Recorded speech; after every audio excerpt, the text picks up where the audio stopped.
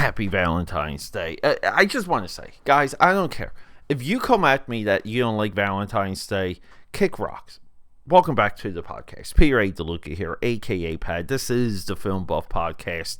This is the most obsessive film podcast. Because you know why it's obsessive? My goal is to watch every single movie ever made and to bring you every single movie I have ever watched. Now, it gets confusing from time to time because I do, I want to do at least 2 drops a day. I think if I was left to my own devices, I would do 5 to 6 drops a day.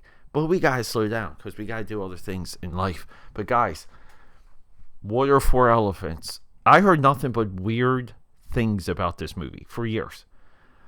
I am a Robert Pattinson fanboy. I really am. He's like my Justin Bieber. So I said, what the hell? I gotta watch this movie. I have to watch this movie. It's romance. Post-Titanic. Titanic has a lot to do with how people saw this movie. So let's go. Camera speed, sound production, take 1. Action! Let me get back to it. Okay, the point I was making about Valentine's Day is there's someone to show appreciation to on Valentine's Day. Someone in your life. Doesn't have to be a fiance, a girlfriend, a wife, any of that stuff. But there is someone to show appreciation. There's someone in your life, a female or a male, someone that you can let them know that you love them, that maybe need it. With all of that, guys, thanks for joining me. Thanks for hanging out. Subscribe, support, leave a comment. All systems are go. I hope you guys are ready. Because we have this movie, man, like, holy crap did I enjoy this movie. This is a full recommendation.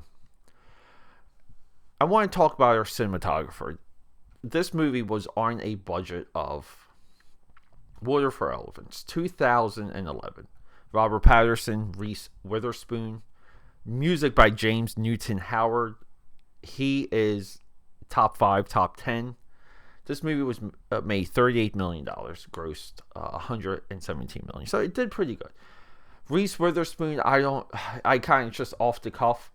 I don't buy her as this type of lead where you have the Cinderella effect, where you walk in the room and people stop and stare.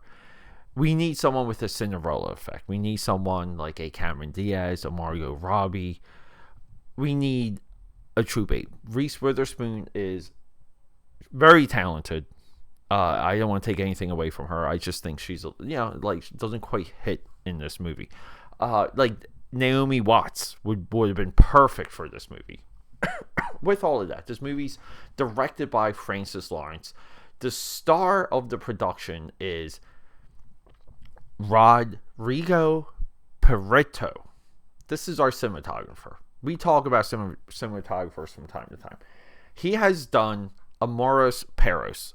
Amores Perros is a movie we have yet to discuss. It's one of my favorite foreign movies. Along that thread, 8 Mile, 25th Hour, 21 Grams, Alexander, Brokeback Mountain, Babe. I mean, it's Wall Street, Money Never Sleeps, State of Play. Beautiful. We bought a zoo. Maybe Cameron Crowe's last hurrah for that one. Argo, The Wolf of Wall Street. It goes on and on. He is one of the all-time, he recently even did Barbie, but he's one of the all-time greats. This movie fires in all cylinders. Our director, Francis Lawrence. Constantine, I Am Legend, Water for Elephants, Hunger Games, Mockingjay, Part 1, Part 2, Red Sparrow. Red Sparrow has been on my list for quite some time. Slumberland, also on my Netflix list. The Hunger Games, The Ballad of Songbirds and Snakes, that is also on my list. And he has The Long Walk coming up. I love that he did this movie post I Am Legend. I don't know why. I just like that he kind of comes out of the gate. He hits the lexicon with Constantine, Constantine as a movie has just never died. It grows and grows and grows. And then he's back with this, Mockingjay Part 1, Part 2 is absolute perfection. It really is. That might be the best two-part of any of these movies. Better than, I think, Mockingjay 1 and 2. It's better than Kill Bill 1 and 2 and Deathly Hallows 1 and 2. Dune 1 and 2. I'm sick of 1 and 2s, actually. I'm just sick of it. I kind of like the Hunger Games story a little bit more cinematically than everything I just named also, so I guess that makes me a little bit biased. What did I hear about this movie? Everyone compared this movie to Titanic. This movie starts with an old guy wandering somewhere. He wanders into a circus, and he picks up an old photo, and he's escaped the old age home, and he sits down to tell a story. So we saw this, but it's like kind of the Saving Private Ryan shtick, and it is the Titanic shtick. So we think we're going to end in absolute tragedy. Thank God we don't. But the entire time you're waiting for the Titanic hook. You're waiting for someone to die or something to break your heart. This movie is an absolute romance set around animal cruelty. It opens your eyes to what happened with the American circus, the American, I would say, hell, even American zoos, some of those stories. Robert Pattinson, basically, he loses his livelihood, loses his house. His parents pass away, and they mortgage the house to pay for his school, and he's a vet. So he escapes and ends up in a circus and takes care of the animals, but mostly Rosie, that's an elephant. And for years I heard that this movie kind of like sucked. It sucked because the elephant kills a guy at the end. But it doesn't just kill a guy. It picks up a weapon and strikes Christoph Waltz, who plays Austin, right? Waltz as a character actor villain is absolutely perfect. You want this guy to die. So let's just take the moment, and I don't care about spoilers. Let's just take the moment where the elephant strikes this guy at the end. Because along the way, we have beautiful music, beautiful cinematography. The acting is, everything is dead on. This is a period movie that feels like it belongs in the period that it represents. Which is the P.T. Barnum era of America culture. You have to reverse engineer believing that this elephant will kill this guy. And it's an emotional lever that the Francis Lawrence pulls with you, because when it happens, you're so happy, and you're happy that the elephant did it. Like, there's so much joy in watching this guy get offed, and that's the power of Francis Lawrence. He manipulates you to be okay with something that the audience might reject. I think the idea that this is a impossibility is just silly. I understand the gut reaction, and I understand that even though this is 2011, we're still in the post-Titanic era where we want romance and tragedy, and it's really hard for movies that were a period piece or that kind of go back in time or go back to a time not to replicate this amazing formula that a generation just got programmed by with Titanic. It really goes to show you how important Titanic is. This movie does everything the opposite. The only thing it really has in common with Titanic is that it starts with an old guy telling a story. And there's no tragedy. This guy's wife passes away. He ends up in an old age home, and he escapes to sell tickets at the circus. And that's all he wants to do. He had a good life, and he loved his wife, and she died in bed. It's touching. It gets you.